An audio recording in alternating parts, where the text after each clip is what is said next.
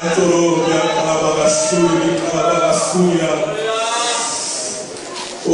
o sangue do Cordeiro tem poder.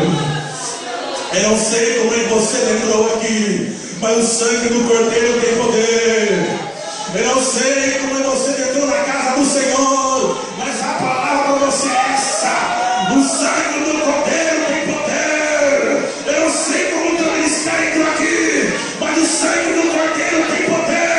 Eu não sei como é que está a tua família, mas o sangue do Cordeiro tem poder. Eu não sei como é que está o teu ministério, a tua chamada, mas o sangue do Cordeiro tem poder, tem poder, tem poder, tem poder, tem poder, tem poder, tem poder, tem poder. Glória a Deus, aleluia.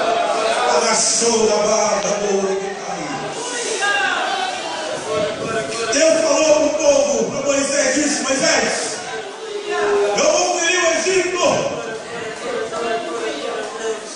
eu vou ferir os primogênitos, mas tem um povo que eu não vou ferir, que o anjo nem vai passar perto lá. Qual é, Senhor? Aqueles que tiverem nos seus murais, nas suas portas, o sangue do Cordeiro derramado.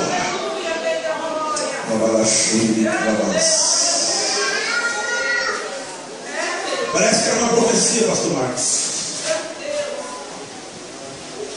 Quando Jesus alcança até a cruz do Calvário, quando os seus rejeitaram a ti,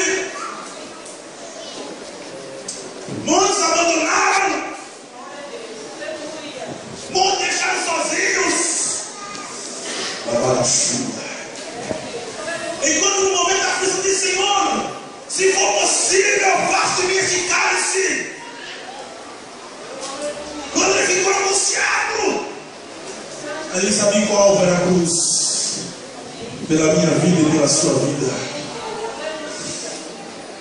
E quando ele subiu até a cruz,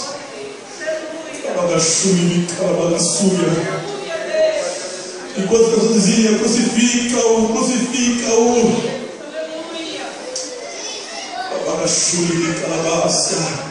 quando colocaram a coroa sobre a sua cabeça, furaram seus pés, furaram as suas mãos, começou a sair sangue do seu corpo.